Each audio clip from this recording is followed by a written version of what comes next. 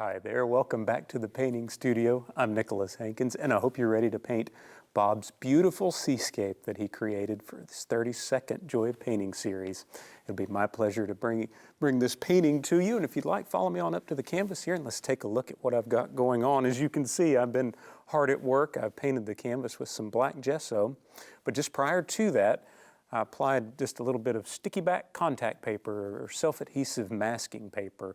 It even has a nice little wood grain pattern to look at while we're painting.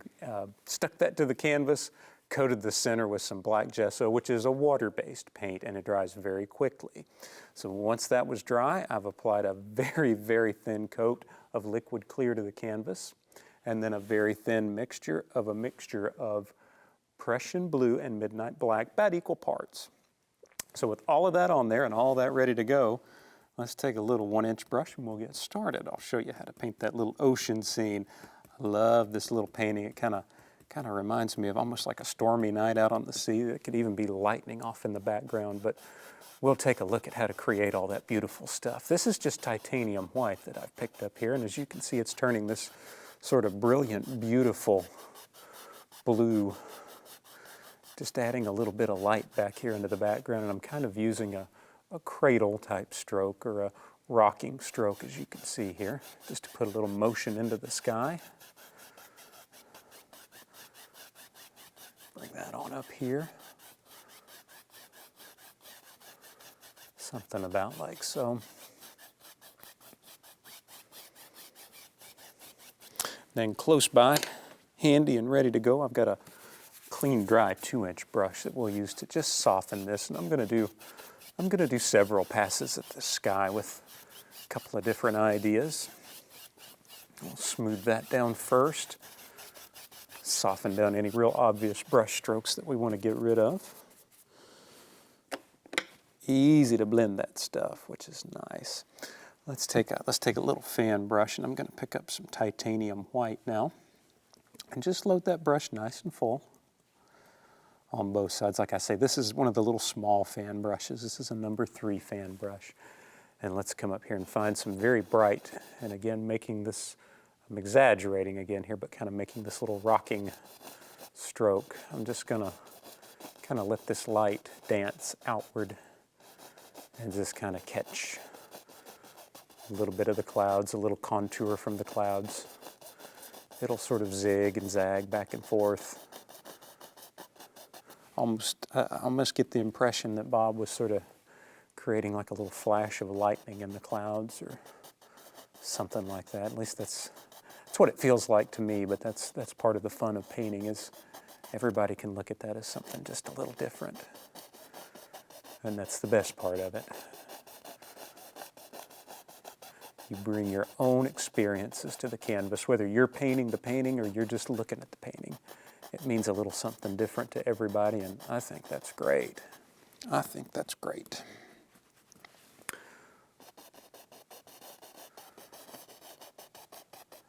There we go. Just a fun little sky to make, really. So much movement in that. Let's go back to our big 2-inch brush.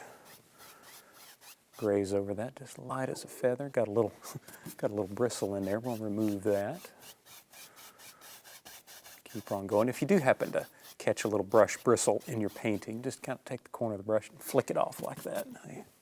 They come right off, real easy. Let's go with another little fan brush, but this is a clean one. I'm going to pick up a little combo of black and blue, Prussian blue, midnight black, and we'll add just a little darker cloud motion up here. Up in the top. Just making little circles, little circular motions with the corner of the brush. See that? Just little circles like that. There you go. Let them dance around wherever they want to go. As you've heard Bob say many times, just knock off the excess paint there from my brush. Clouds, very, very free little things. They take on all sorts of different shapes and forms. They float around and do what makes them feel good. That's how we should paint them. Very freely, nice and loose. Just sort of let them do their own little thing. These are going to bounce around and wind around, just kind of all over the place up there.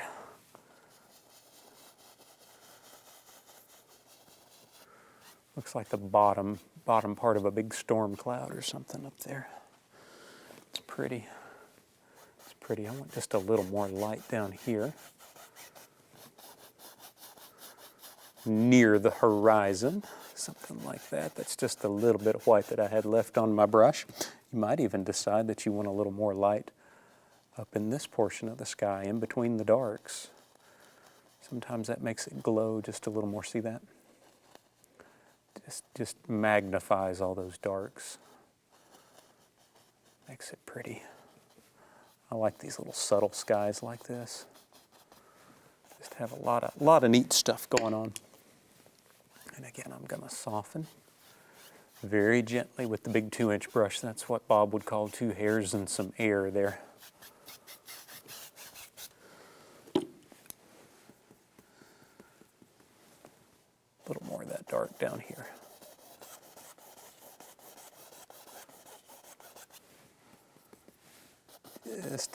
Just a little something.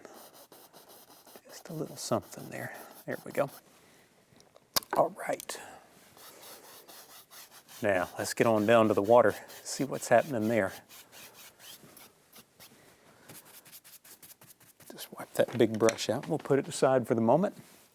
Let's take a look at this and see what happens. I think the first thing we need to do, I'm going to go back to my number 3 fan brush. The first thing I want to do here is just get an idea of where the little horizon lives. And I want this to be reasonably straight, so I'm going to jump in front here just for a second, make sure I'm at least straight on a very basic level. There we go. Reasonably straight. Then we can start thinking about where all of this stuff lives. And Bob's got a couple of little swells coming in the background, so I just let my brush sort of bobble along there. We'll kind of lay everything out here. Then we can actually we'll grab a clean dry brush. And then I'm just going to grab the top of that little swell and pull it back, again with a little rocking stroke. Watch this. See it blend backward? What you're doing here is creating the low point just behind that wave. This is the trough of the wave. And this will make even more sense when I come back and I add another right in front of it, say right about here.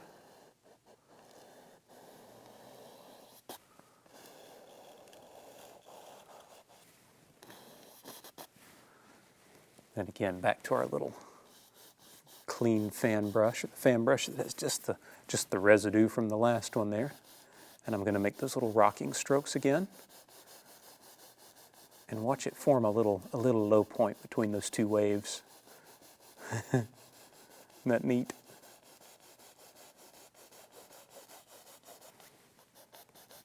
That never ceases to fascinate me. That's such an effective little thing.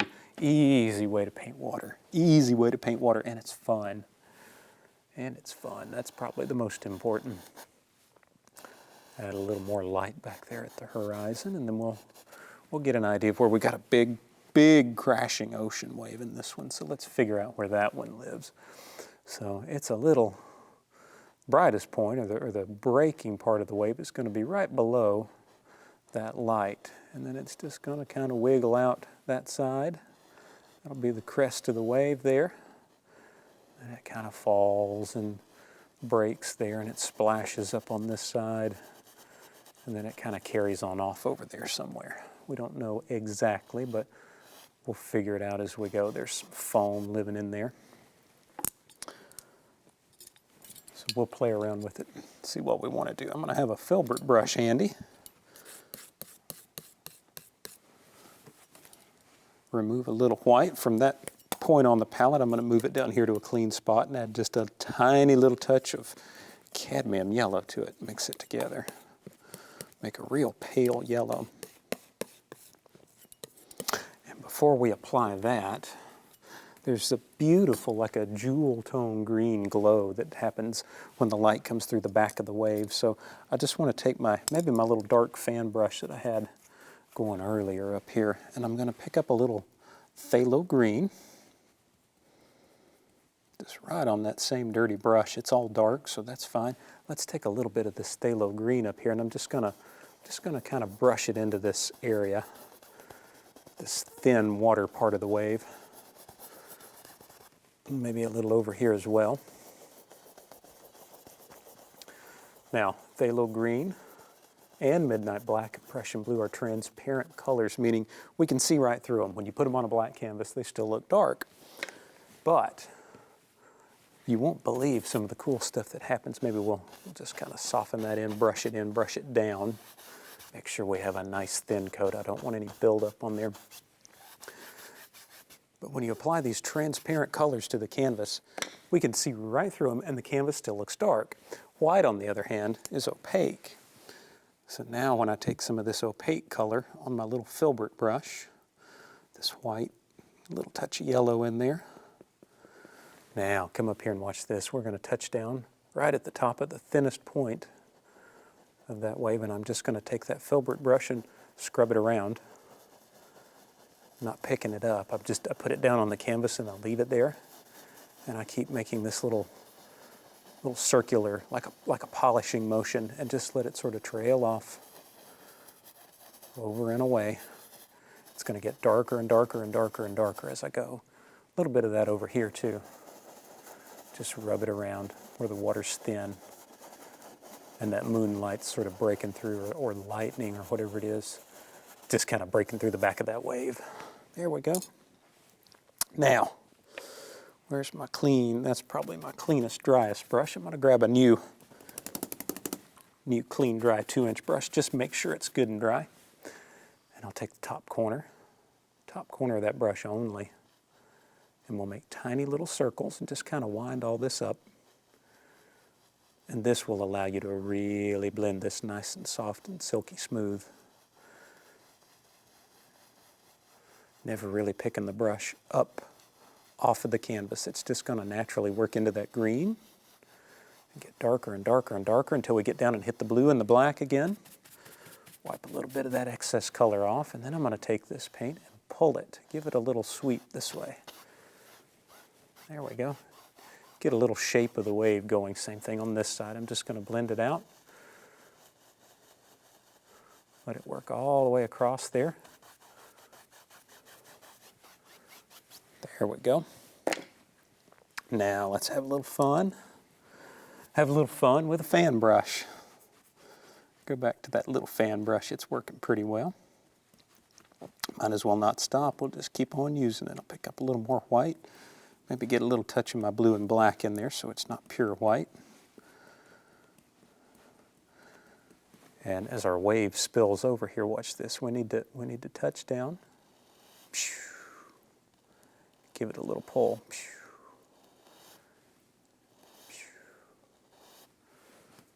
Just follow the shape of that wave coming over. Touch. Give it a little push and then release the pressure as you come over on it. Something like that. Go back to my big brush and soften it a little. Just over that cascade as your water spills over the breaking part of the wave. Maybe back behind here we see just a little bit of light down between the trough and a couple of spots. We'll sneak that in before we forget. You wouldn't forget. I almost forgot. Just work a little bit in there. Something like that. Still using that little cradle type stroke. I'll take my nice clean, or almost clean. It's make-believe clean. It's not 100% clean, but clean enough to do what we want to do. Not add any more paint. I'm just going to kind of soften and blend that down. There we go. Now, back to the old filbert. Let's take some white, and I'm just going to brush mix here. I'm going to take some white, a little blue, a little black, blue and black, a little touch of alizarin crimson. Prussian blue, midnight black, little touch of alizarin crimson. Mix them together. And we'll create a little bit of foam coming over the top of the wave here now. Just kind of wiggles up to that little crest right there. This is a real pointy looking wave. It's breaking quickly. Then we'll use little circles, little tiny circles here to just sort of leave the impression of some splashy foam happening. Little splashy foam actions. If ever a painting called for sound effects, this is it. Bob, you taught us well.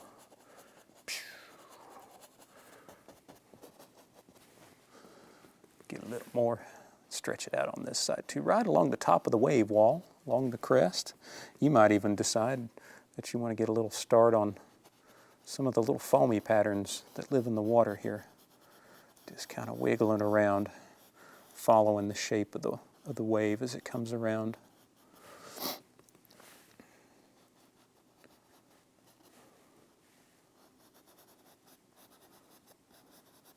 You know, we have a lot of people that when they come down, they take a class with us. We'll start painting a wave and we'll paint little foam patterns into the wave wall. And they'll say, what in the world is this? And I say, well, they're foam patterns. And they'll say, well, I've never seen those before. So we send them across the street, look at the ocean on their lunch break or something, and they come back and they say, never in my life have I paid attention to foam patterns. I didn't know they were in there. I didn't know there was such a thing. But they're beautiful. And that's the wonderful thing about painting. I think that may be the best part about painting. You'll notice things that you never before in your life noticed. And that truly is part of the joy of painting right there. You don't take things for granted anymore. Take them in, enjoy them. Going back to my little fan brush here that's had the white in it. I'm adding some blue, black, and alizarin crimson to it as well. And I'm just going to start creating some of this bigger frothy foam that lays out here in the foreground water. Still making my little cradle strokes, just like that. Now, foam patterns, when I say foam patterns, they can be literal bubbles that kind of float around on the surface of the water. You know, after the last big wave kind of splashed through and broke and collapsed and decayed there, fell apart into a bunch of bubbles floating around on the surface of the water. Or it could simply be just little light patterns in the water as that light sort of catches that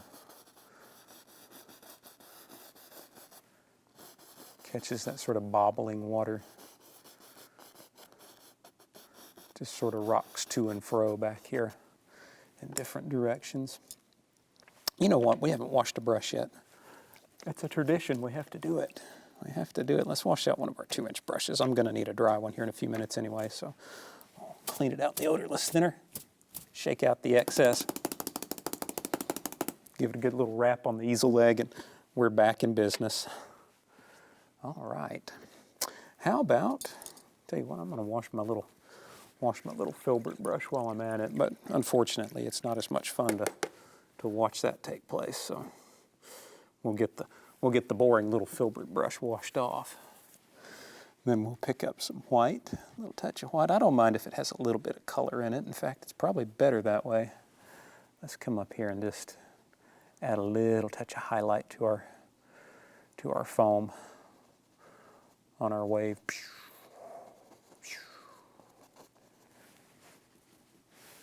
This comes right over, up, over.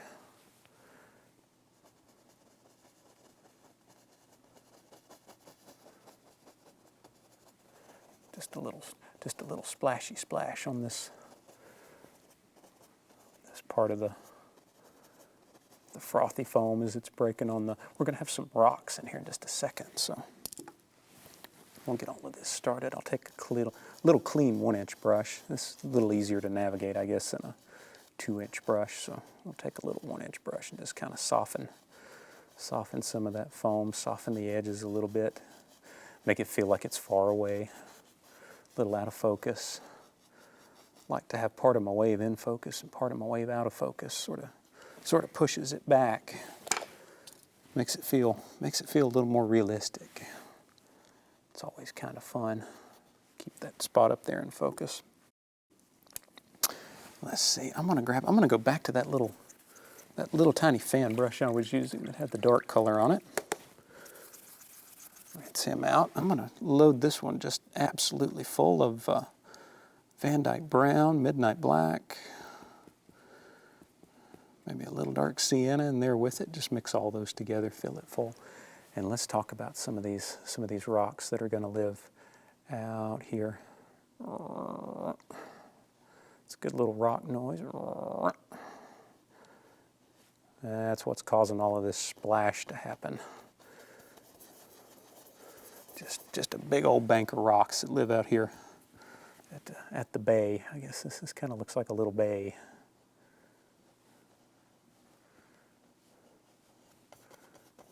There we go. If it's out at the bay, just watch out for the birds.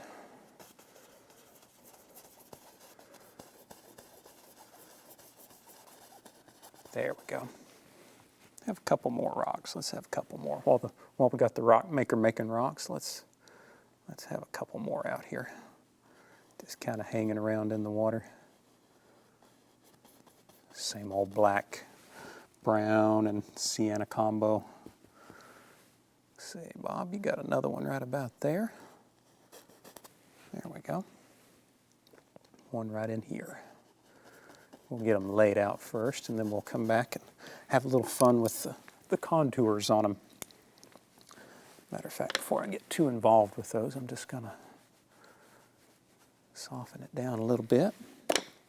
Then we'll come back with our little filbert brush. I'm going to go right back into that sort of purple gray I had going, pick up some black and brown, just make a real nice grade down, almost like a grayish lavender color. There's even a little drop of liquid white in there just to help it stick, and we can sort of form up some little highlights and shapes on these rocks.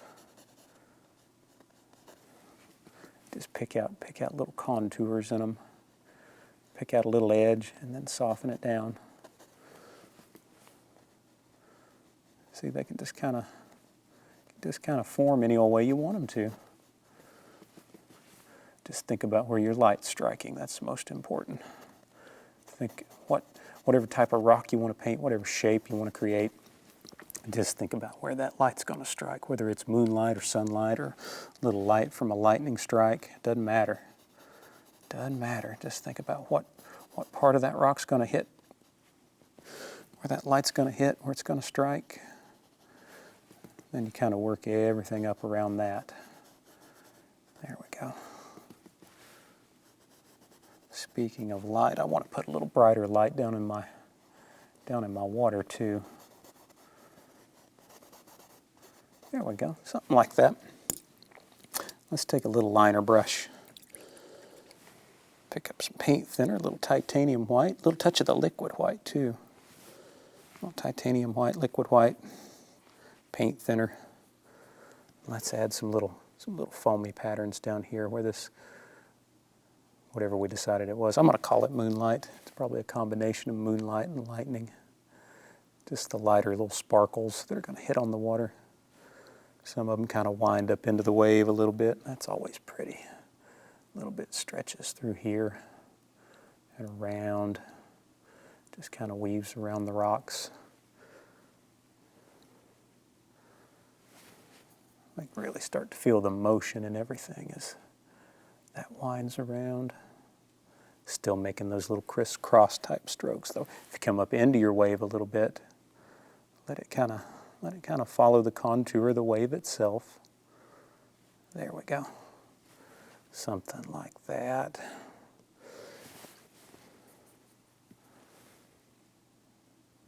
A little around the base of the rocks, that always helps set them down into the painting just a little more. There we go. Now we got a minute or two left here. I'm going to grab a clean filbert, pick up a little Van Dyke brown and black, a little dark sienna, and Bob's got a little old tree just barely clinging to life out here on this rock. Just clinging to life. You knew there had to be a tree in here somewhere, didn't you? A little bit. I've got some of that gray color left. I'll put a little touch of highlight over here on the light side. Back to our little liner brush. Take a little brown and some paint thinner. And as I add a few little branches to this gnarled old tree, let me thank you for joining us. I want to wish you happy painting. And the moment of truth has arrived, so let's peel the contact paper off and see what we've got here. I hope you've enjoyed this painting. Thanks for joining us. Happy painting. We'll see you next time. Bye-bye.